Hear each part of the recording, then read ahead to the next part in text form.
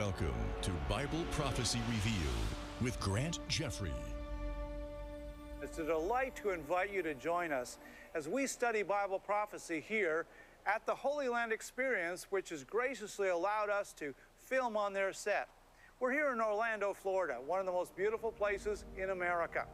And the Holy Land Experience is a unique opportunity for you and your family to experience many of the sights from the Bible, from Israel, reproduced here in model form. Behind me is a model of the temple as it was in the days of Jesus. In 66 AD, the temple stood. And Jesus Christ and his disciples had taught in that temple, and shortly thereafter, the Romans came in 70 AD and destroyed it. This Holy Land Experience will enable you to understand not only many of the biblical stories with much greater depth, but the scriptorium will help you to understand the whole transmission of the Bible faithfully by great martyrs of the faith down through the centuries who gave their lives and suffered persecution so that you and I might have the Word of God. I encourage you to come to the Holy Land Experience. You won't be disappointed. The topic we're going to examine today is the revived Roman Empire. The Bible tells us in both the book of Daniel and the book of Revelation that there will in the last days be an empire that is based on ancient Rome, the territory occupied by the greatest empire the world has ever seen. And that empire of ancient Rome not only ruled the world for more than 1,000 years, but the Bible tells us that that fourth great empire described in the great vision of King Nebuchadnezzar back in the early days of Daniel's captivity, he called in the wise men and Daniel to interpret his vision, and Daniel gave him an interpretation of this very strange dream of a metallic image that represented 4 successive Gentile world empires that would succeed the world following him. Naturally, as the greatest king of the ancient world who built Babylon in all its glory, he wanted to know what would come after him. And so he had this dream, and he saw Babylon represented by the head of gold and the chest of silver representing Media Persia. And then the thighs and abdomen represented Greece, the bronze. And then finally the 2 legs of iron representing Rome, which was unique as an empire in that Rome, as a unitary empire, voluntarily, without military defeat, decided to divide itself in 2 under Constantine, and divided itself into a Western Roman Empire with a capital at Rome and an Eastern Roman Empire with a capital at Byzantium, which is now Constantinople in Turkey. These 2 legs of iron represented the strength and the iron determination of Rome, which conquered and crushed all other nations before it. Here we are, thousands of years later, and the Roman Latin language, in fact, is the birthplace and the guidance of all the European languages of Italian and French and Portuguese and Spanish and English. Roman law undergirds all of the law within the English-speaking societies of the world. Many of the influences of Rome, even down to the military formations and the Roman Senate, are duplicated in our democracies today. This Roman Empire, represented by 2 legs of iron, showing that it split in 2.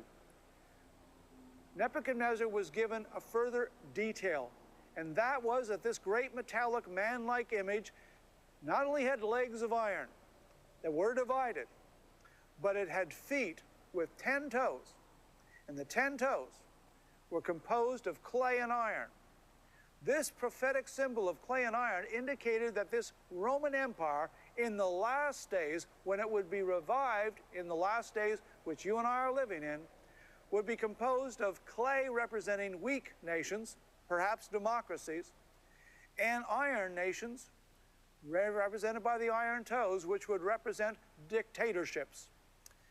The truth of the matter is, from the time that Rome ceased in 1453, when the Byzantine Roman Empire was finally destroyed by the Muslims, from that time on, many, many nations in Europe tried and failed to revive the Roman Empire. In 800 AD, the Holy Roman Empire was attempted by King Charlemagne, Charles the Great, and he tried but he failed to bring together the disparate parts of the Western Roman Empire to reform Rome once again, but it was not to be. Various kings tried over the years, Frederick Barbarossa and many others. Napoleon in 1800 tried and failed to revive the Roman Empire. Hitler, in his Third Reich, absolutely consciously intended to revive the Roman Empire, as did Mussolini with his empire based in Rome and his conquest in North Africa and Ethiopia. The Bible indicated that Rome would not be revived until God permitted it in the last days. What does the Bible have to say? In Daniel chapter 2, verse 40, Daniel interprets the vision of King Nebuchadnezzar of the metallic image in its final form. Verse 40 says, the fourth kingdom, this is the fourth world Gentile empire, Rome, shall be as strong as iron. Forasmuch as iron breaketh in pieces and subdueth all things, as iron that breaketh all these, there shall it break in pieces and bruise. And he goes on to say, whereas thou sawest the feet and toes, part of potter's clay and part of iron, this kingdom, this is the revived Roman Empire in the last days, shall be divided, he says, but there shall be in it of the strength of iron, for as much as thou sawest the iron mixed with miry clay. And as the toes of the feet were part of iron and part of clay, so the kingdom shall be partly strong and partly broken. Here we find that Daniel was given an interpretation that Rome, though it was the great iron kingdom that crushed everything in before it, would revive in a very unusual form at the end, not as a unitary kingdom as Rome had been, not even as a divided kingdom as the two iron legs representing the Eastern and Western Roman Empire, but rather it would be an unusual confederacy of 10 nations based on the territory of the Western Roman Empire and the Eastern Roman Empire. Many Bible scholars have wrongly, I believe, assumed that the 10 nations will come out solely out of the Western Roman Empire. But remember, there's a one leg and a second leg. There's 1 foot and a second foot. And therefore, I believe it's more than probable, though not certain, that 5 of the 10 nations that were represented by the 10 toes will in fact come from the Western Empire and another 5 from the Eastern Empire. The Eastern Empire included what we today call Turkey, Syria, Israel, Egypt, Libya, North Africa. And so I would expect that the combined nations, the 10 nations of the revived Roman Empire, will in the last days represent 10 nations of not only the Western Roman Empire of Western Europe, but also those nations that are in Eastern Europe that were part of the Roman Empire and all of the Mediterranean nations surrounding the Mediterranean Sea. The Bible indicated that Rome would revive. Is this, in fact, part of our future? It's actually already started. Following the devastation of 60 million deaths in World War II, many of the nations realized that the independent nations and their struggle for sovereignty and pride would in fact inevitably lead the world into another Holocaust, and this one might well destroy humanity because of the possession of nuclear, biological, and chemical weapons. We now know that even genetic DNA weapons are in the arsenals of the various nations, representing a total threat to the various races of humanity. In 1957, realizing that everything about the nation-state had seemed to fail in Europe, they had been subjected to centuries of devastating warfare. Many of the top leaders of Europe got together and formed the Treaty of Rome.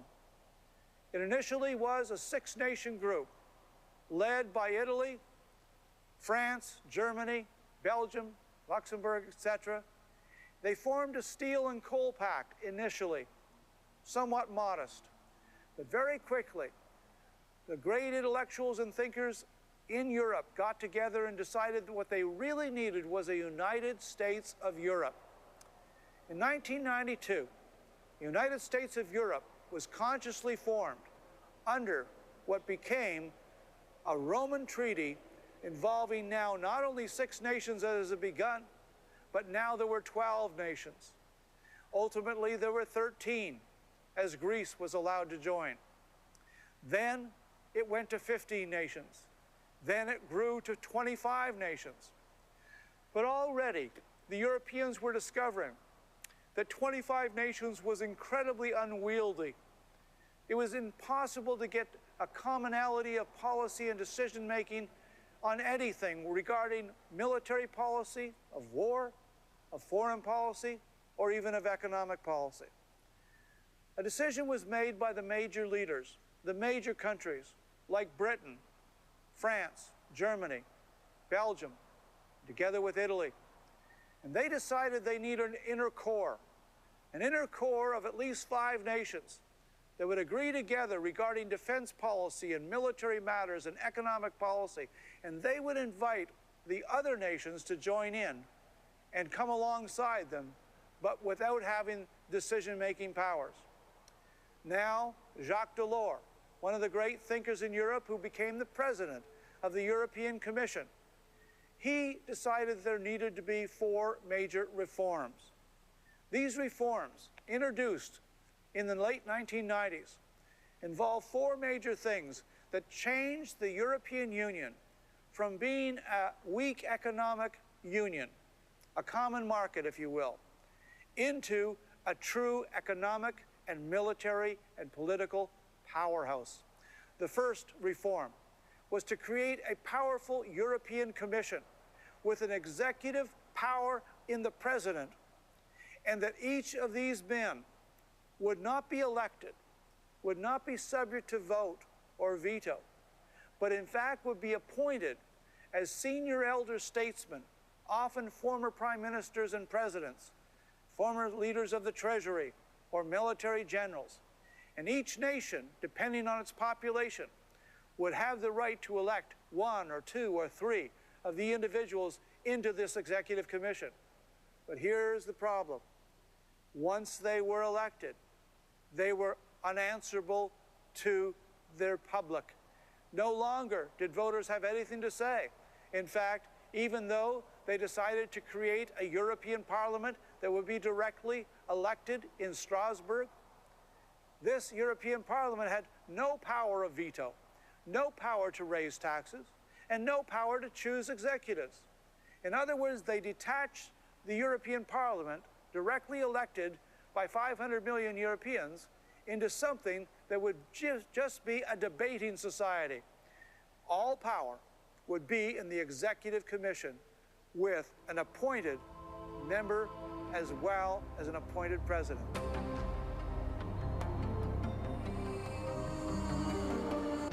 When we look at the transformation effected by Jacques Delors and his various appointed executives of the Executive Commission, what we discover is that he introduced a series of reforms. And one of the reforms was the creation of a European Common Monetary Union.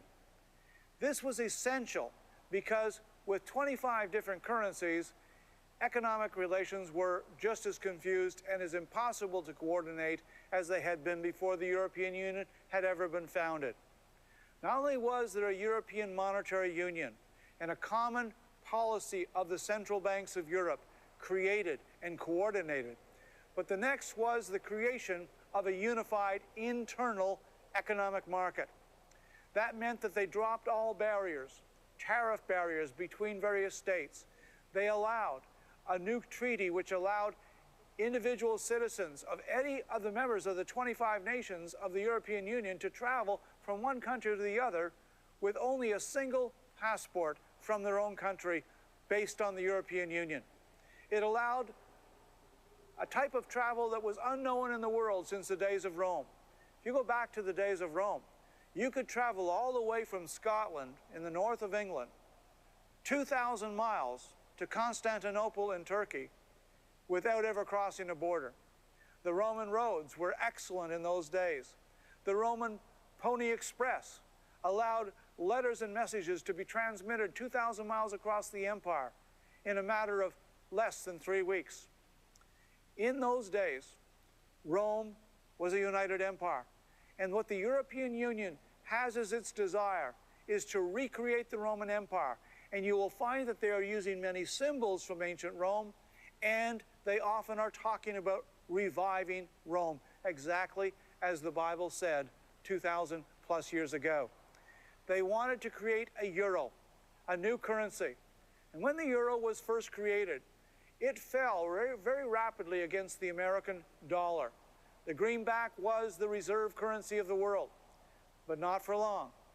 With all of the economic problems that is facing America today, with all of the untold billions being spent on military conflict in Iraq and Afghanistan, with the tremendous extreme spending being done by Congress, as a result, the American dollar has decreased in value. When the euro was first introduced, the American dollar was 25% higher in value than the equivalent euro. Today, the American dollar is about 40% under the euro. What is happening is various oil nations in the Middle East are now demanding, as is Venezuela, that in the future they're going to demand euros or gold denomination that is at the bedrock to the North American economy. Thank God, a reliable source for America. With 5 times the oil potential of Saudi Arabia and the oil sands of northern Alberta, we are a secure source for America, though the oil is more expensive than the cheaper, easily obtained Middle Eastern oil. But with all the troubles in the Middle East today, America and Canada are doing everything they can to develop the oil sands projects, because that will represent energy independence for the United States and Canada together, so that they can no longer do an oil embargo against us in a future conflict against Israel. Europe now represents 500 million people. It is an economic powerhouse that is almost equal to the United States in its gross national product, and has a potential military force that is equal to what America could produce. The difference is America has a truly unified leadership, and by the act of will of a president who knows his mind, a president is able to impose his will in the world with an American military that is in fact spending 10 times what all the other nations of the top 10 nations are putting into their military forces. According to one study, America spends as much every year on advanced military equipment as the next 10 nations combined, including Russia and China, Iran, and all the European nations. As long as America chooses to pay that price, she can be militarily the dominant superpower. But Europe already has demonstrated in its opposition to the war in Iraq and the opposition to joining in the war in Afghanistan, though it was voted on by the United Nations, that they are very anti-America. And I suppose it's natural in the way of things of man that when America is strong, that even allies like the Europeans, who owe so much to America for saving them in both world wars, should in fact be somewhat resentful. The Bible tells us that in the last days, we are going to see Europe become an economic and political and military powerhouse. For example, in Daniel chapter 7, verse 23, Daniel said, and this is his own vision, thus he said, the fourth beast, this is the Roman Empire, shall be the fourth kingdom upon earth. That was fulfilled 2,000 years ago. Which shall be diverse from all kingdoms, and shall devour the whole earth, and shall tread it down and break it in pieces. And the 10 horns, this is the revived Roman Empire in its tenfold division, a tenfold confederacy. 10 horns out of this kingdom are 10 kings that shall arise, and another shall arise after them, and he shall be diverse or different from the first, and he shall subdue 3 kings. Now, some people have assumed that this is simply another nation, but I want you to notice the very next verse, 25, says, and he, this is the little horn that arises, the 11th horn that arises among the 10 horns representing the 10 nations of revived Roman Empire. This 11th horn does the following. He shall speak great words against the Most High. Only a man can do that. This is in fact the Antichrist, the world dictator. He shall wear out the saints of the Most High, and think to change times and laws, and they shall be given unto his hand until a time and times and the dividing of times. That is 3.5-year period, exactly as we've seen before in Daniel and Revelation of the Great Tribulation. What the Bible is saying is that first will arise the 10 nations. 10 nations that will come together in Europe, in the old geographical territory of the Roman Empire. We've already seen it begun. Then, when the 10 nations exist, there'll be a crisis, and 3 of them will in fact rebel. The Antichrist, the 11th horn, will rip up 3 violently by the roots, according to Daniel 7, and he will take over all 10 nations. The other 7 nations surviving will bow down and accept his leadership. Using the power base of Europe and this enormous economic powerhouse created by the European Union, the Antichrist will unify the nations under a unified military and political leadership. The Bible says, who can make war with him? Until he meets Jesus Christ at Armageddon, no one can defeat him. He will conquer all of the nations of the world. The Bible says that he will, by his policy, cause craft or the economy to prosper. He'll be a religious leader. He'll be a genius. And initially, most of the world will think he's the greatest man who's ever arisen. He'll have the answer to the problems economically, politically, and religiously of the world. But as I mentioned in the program dealing with the 70th week of Daniel, the last 7 years of history until Christ comes, the tribulation period, first the Antichrist appears a friend of Israel and makes a 7-year treaty with Israel. Halfway through that treaty period, after 3.5 years, he violates the treaty, stops the daily sacrifice in the rebuilt temple. Then he's killed. When he rises again a few days later, he now claims to be God on earth. First, Israel will rebel against him. He'll persecute Israel, and many will go into the wilderness, including into Petra in the area of Jordan. Then, the Bible tells us, the king of the south and the king of the north will attack him in Jerusalem, where he has put his military headquarters. The king of the south is Egypt. The king of the north will be probably Turkey or Russia. When they attack him, initially, according to Daniel 11, the Antichrist will destroy them utterly. He will conquer Egypt and Libya. He will take control of the whole Middle East. The Bible then says that this leader of the Roman Empire and then of the entire globe hears tidings out of the north and the east of a mobilization of an unbelievable army. Revelation 9 and Revelation 16, John tells us that this army will have 200 million Oriental soldiers. He was astonished at this because the whole population of the Roman Empire was only 200 million. How is that possible? We now know as a result of the one-child policy in China, they have over 100 million excess young men with no women for them to marry.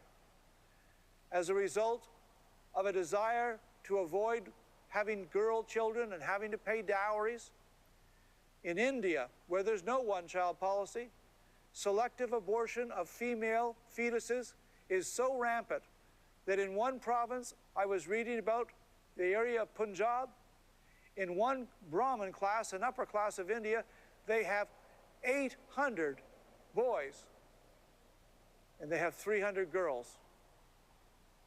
That kind of imbalance is going to lead to enormous social problems. But it may provide the answer of where does the military manpower come for the kings of the East, an alliance of China, India, Japan, and many other nations. They are going to throw off the chains of the Antichrist and his Western armies. First, he rules the whole world from Rome, but then they throw off his chains. They march across Asia, as Revelation 16 says. They march across the Euphrates River on a military highway that China has already been building through the south of China, through Tibet, with a military railroad and a military highway reserved only for the military, heading directly toward the Middle East. The Bible said that in the last days, these armies of the kings of the East, 200 million, are going to cross Asia, killing 1/3 of humanity in their path, as they confront the revived Roman Empire, the Western leader of the globe, the Antichrist. This will be the most cataclysmic military battle in history. Up to 1/3 of humanity will die in this battle. And though it will be centered in northern Israel in a place called the Valley of Jezreel, just before a small plateau on the Mount Carmel called Megiddo, the mountain of Megiddo, Armageddon in the Hebrew.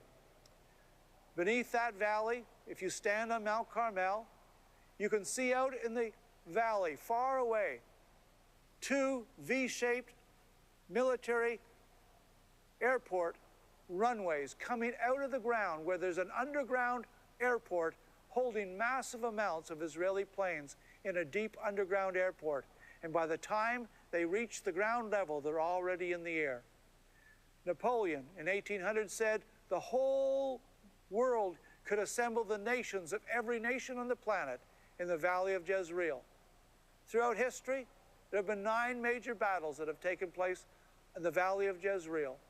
The final one is Armageddon, when the armies of the kings of the East confront the Antichrist armies of the kings of the West. They will confront each other in northern Israel, but obviously the battle will take place for over a year as the armies cross Asia and Europe. When they confront each other, they fight Israel. And Jesus Christ, according to Revelation 19, will descend from heaven with his heavenly army, and he will defeat the Roman revived empire of the Antichrist and the kings of the East. He'll save Israel from what would otherwise be certain destruction. My friends, Jesus Christ is coming. The revived Roman Empire is one of the great signs that Jesus Christ is coming very, very soon. First comes the rapture, when he takes us to glory. We will probably see the rise of Antichrist, but before he signs the treaty with Israel, Jesus Christ is going to say, "Come on home." And his Father is going to let him take us home to heaven, to the marriage supper of the Lamb. It's been a joy to share with you. God bless you.